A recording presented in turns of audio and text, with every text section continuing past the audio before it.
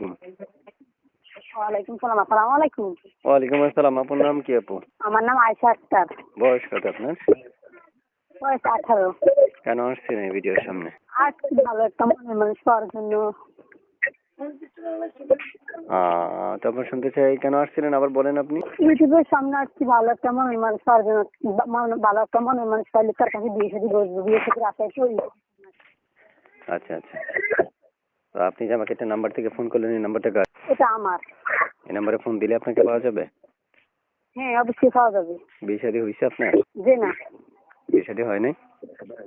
যে না, বিয়ে শাদী এখনো হয়নি। তো আপনি কি করেন, কেন আসছেন আবার একটু বলেন।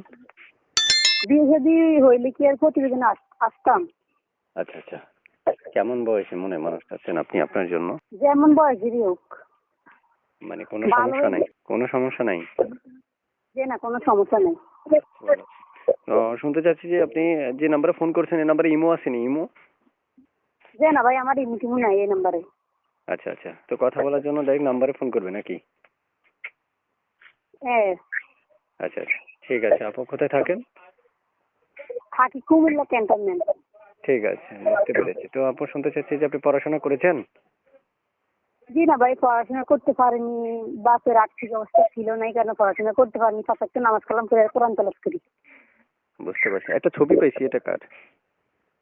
এটা আমার। এই ছবি নাম্বার সব আপনার? জি। আচ্ছা আচ্ছা। প্রিয় দর্শক, শুনতে পেরেছেন আপনারা আপুর মুখের কথা। চাইলে আপুর সাথে যোগাযোগ করতে পারবেন, কথা বলতে পারবেন। তো আপু শুনতে চাচ্ছি যে আপনি কি কেউ যদি অপেক্ষা করতে বলে করবেন? অবশ্যই। আচ্ছা ঠিক আছে, বুঝতে পেরেছি। তো ঠিক আছে আপু, ভালো থাকেন। দর্শক আপনাকে ফোন করলে ফোনগুলো ধরবেন, একটা ফোনও কেটে দিয়েন না, ঠিক আছে? যে না। আচ্ছা, ওকে, ভালো থাকেন। আসসালামু আলাইকুম। আচ্ছা ঠিক আছে। আসসালামু আলাইকুম।